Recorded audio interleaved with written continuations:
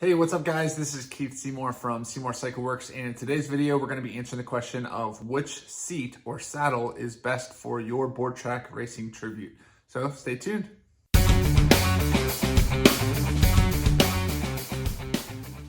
What's up guys? My name is Keith Seymour. If you're new to this channel, I have a business called Seymour Cycle Works where I build vintage board track racing tribute bikes, and I'm building a community around the love of old motorcycles. And so if you are here because of that, invite you to subscribe and like this video.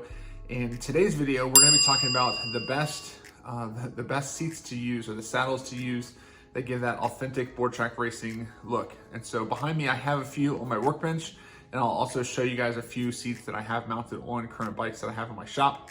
And then you can decide which is best for you based on your budget and based on your availability and what you want to look the most authentic. So let's take a look at a few that I have right here on the workbench.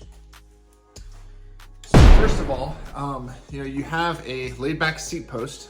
So this is actually it's called a Lucky 7 seat post because it's in the shape of a 7. And this is actually a Guy's leather saddle. So this is very similar to Brooks, if you're familiar with that brand. But Brooks saddles have been around for a long time, and Guy's, I think, is kind of like not a knockoff brand, but a competitor of Brooks that might be a little bit more affordable to obtain. I have a couple of these. This is a black version, obviously, and it has a Springer on it. Most of them come like this, but you can get a various different styles. I like this look because it has the vintage feel. It's got a little bit of Springer because a lot of these bikes don't have the suspension like modern bikes do, and so you have pretty much the tires and the seat are your suspension. So there you have it. There's the Guy's black saddle with the Springer guts on it and the Lucky 7 laid back seat post. We also have here just an old Schwinn saddle. So I pulled this, and sometimes when I find good deals on old bikes, I'll harvest them for parts if they're too far gone. This was one that I pulled off of an old Schwinn that I think I found rotting in a barn, and so I pulled parts off of it. It wasn't worth really restoring or keeping, but you can use vintage bicycle saddles, and they have that good authentic look to them. Sometimes they're going to have that good patina on them as well, and even already homemade rust for that barn find look. Next we have this is actually a seat from Sportsman Flyer. Pat Dolan from Sportsman Flyer, he's made some Mesinger replicas. You can actually get them stamped with his emblem on the side, or you can actually get them stamped with the Mesinger logo from the early 1900s, the replica seats. And he uses a metal seat pan, which is great because it's nice and sturdy.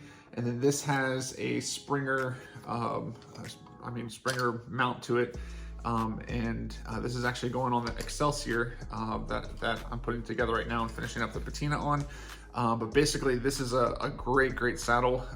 It's gonna be a lot more expensive than just a bicycle saddle, of course. But these are becoming more affordable, that you don't have to buy originals. There's enough people now that make reproductions. I also wanted to show you another Mesinger. This is actually one that I got in brown. I actually originally got this for my Peggy Sue build, the red GC160 build that you might have seen on this channel as well. I got this from Dan Urbano with Tailor Made Cycles, and he produced this, but I needed a seat in the meantime for a parade that I was riding the bike in, that I was trying to get everything ready, and this wasn't quite complete. His leather guy wasn't ready yet to finish it out, and so I ended up buying another saddle just like it, but in black, another Mesinger saddle reproduction on, I believe, eBay, or maybe it was somebody that, I got that one from an Instagram follower that had messaged me, but he had purchased it on eBay. It was made overseas, and this one has the metal pan as well, just like Sportsman Flyer.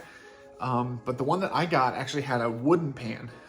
It's a solid wood pan, and I can tell you, it's not had any issues, even with my large frame. I've not had any issues with the wooden pan, so something to consider. I know that saves costs substantially to use wood instead of metal. But at the end of the day, I haven't had any issues with the wooden one that I had to purchase in a pinch as well. So I also wanted to show you some that I have mounted on bikes so you can see what they look like as well. Again, this is a guy's leather saddle that's in brown, similar to the black one that I have, except this doesn't have the springer on it. This is just mounted directly on the Miami bike, and you can just see, I can show you underneath here a little bit about how it's mounted. You can kind of see the detail there.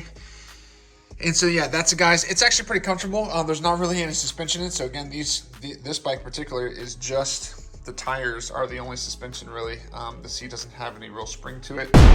I've used these on several bikes as well. So this is an old person's saddle. I think it's Pearson. And I like the hairpin design of this. So it's got a little bit of a spring to it.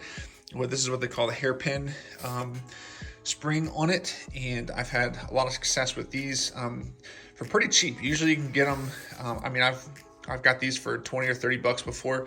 But of course, those prices vary depending on availability and demand. But you can search on eBay for Pearson's saddles.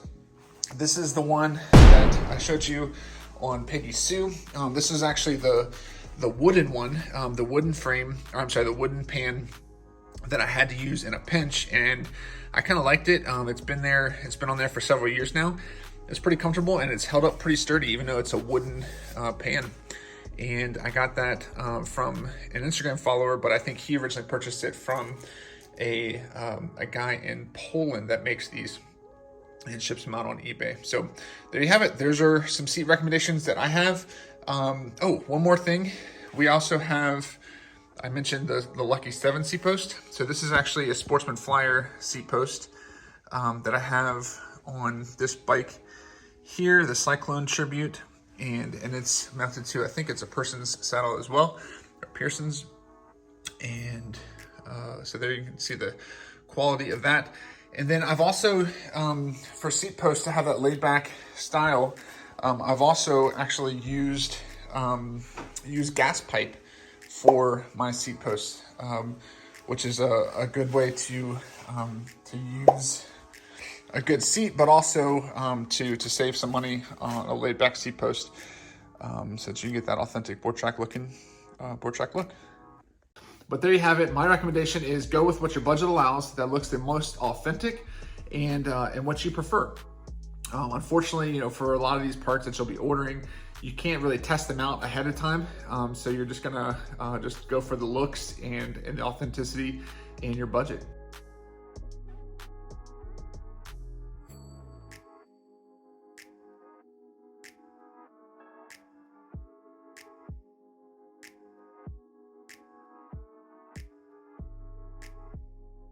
Over the years, I've built quite a few bikes, and through that process, I've distilled the best practices and learned from trial and error on what really to focus on to get the best results. And this is why I'm excited to be working on a new project to help more people get into these fun bikes for a fraction of the cost of the originals.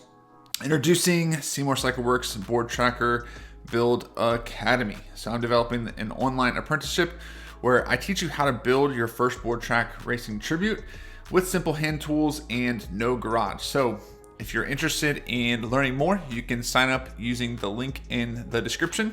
Hope to see you soon.